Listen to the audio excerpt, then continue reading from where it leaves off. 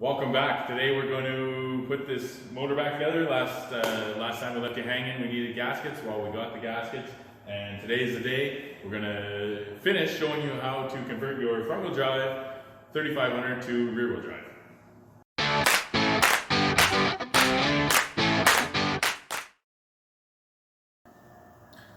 Okay, so upon disassembly, we screwed up these little gaskets that go in the valley here. So we're going to just build that up with RTV.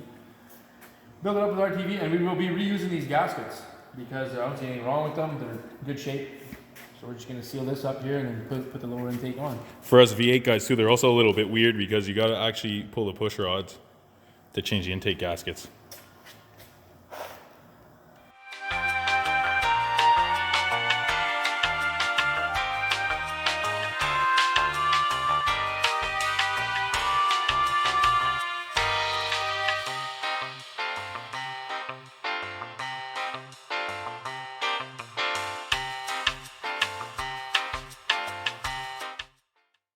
Alright, so step one, install a lower intake. Upside down. Upside down, which actually means frontwards backwards. Here in the shop we always use the Milwaukee torque wrenches on our engines.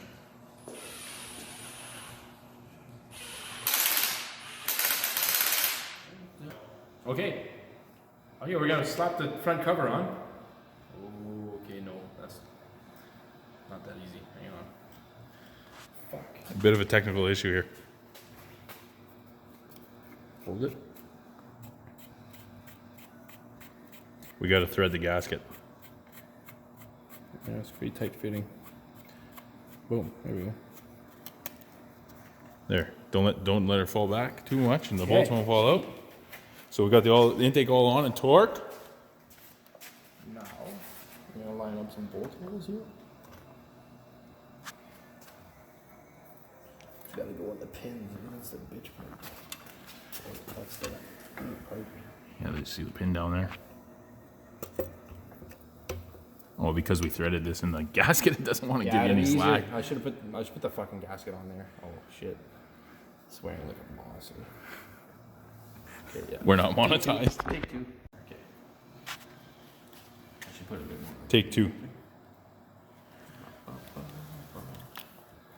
So we're what are we doing here? We're putting the gasket. Yeah, I got a little bit of RTV behind the gasket, so it sits on flat. I'm gonna get that in. I should maybe put a little bit more RTV on this side of the gasket too. Now, the thing you gotta look out for is these two pins down here. This kind of sits up onto the pins. The first thing you gotta kind of jab in there. Yeah, I think I got it. I didn't. Oh yeah, this side went in. The motor stand here. Again. Oh, there we go. Cool. There you go. Nice tight fit. That's on. Now we get this beautiful arrangement of bolts here.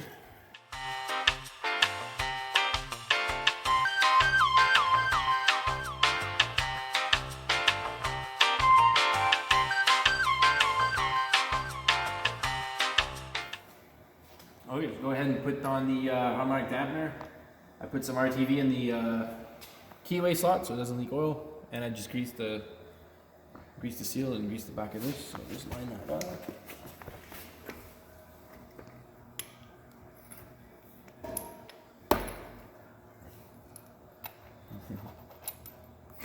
And the bolt's way too short. Won't even reach. So there you go. Use a longer bolt. So are we doing that from the top or what? We're doing that. Hey? Alrighty, so we zip the crank bolt out of the old 3400 we had sitting around. It's a little bit longer. So we're going to try that again with hopefully a little less fail. You should be able to draw this one in though. This is a good thread and a half. Is the other washer thinner? It doesn't come off the bolt. I don't know if I should do this. Well, if it's a thread and a half, it's a little sketchy. What's going on? The more it goes, the better off we are. Oh yeah. I can see it going in on the timing marks there. it's gonna want to spin.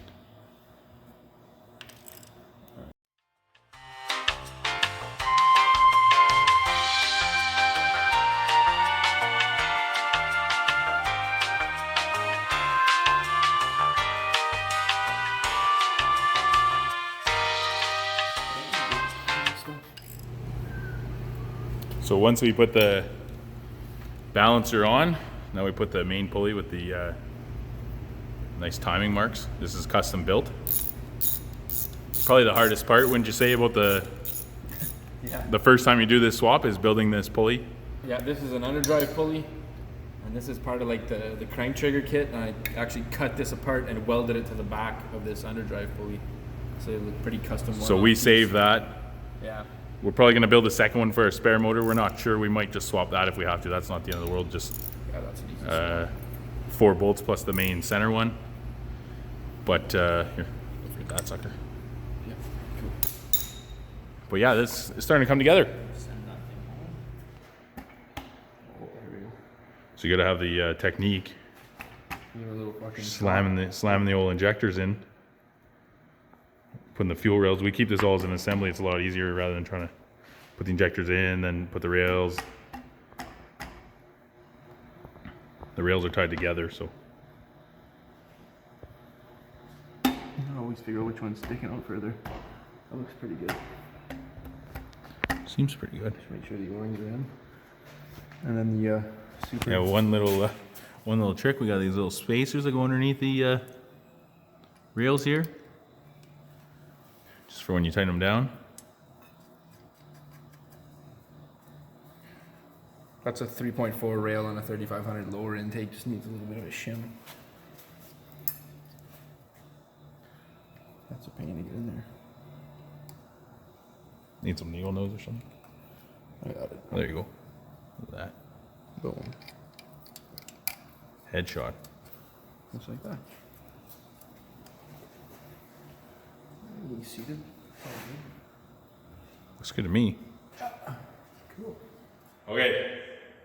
After a long day of work, not really a long day, but after some work, after an evening of work, we got the valve covers on, we got the intake on for now. Obviously the front end's done. This is a rear wheel drive motor. Yeah, still a couple of things left to do. These things had an EGR port. We're gonna like cut all this off, clean it up, seal up the holes. We're gonna fit the throttle body we don't have yet. Yeah. That'll be a used part, junkyard part. Other than that, Have to grind a little bit for clearance on the brake out the fuel pressure. But that's it. other than that, I think we're pretty much done. So Yeah, so that's it. I'm out of here, and the shop is a huge mess.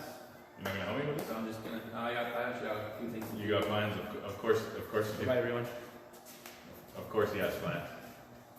What a surprise.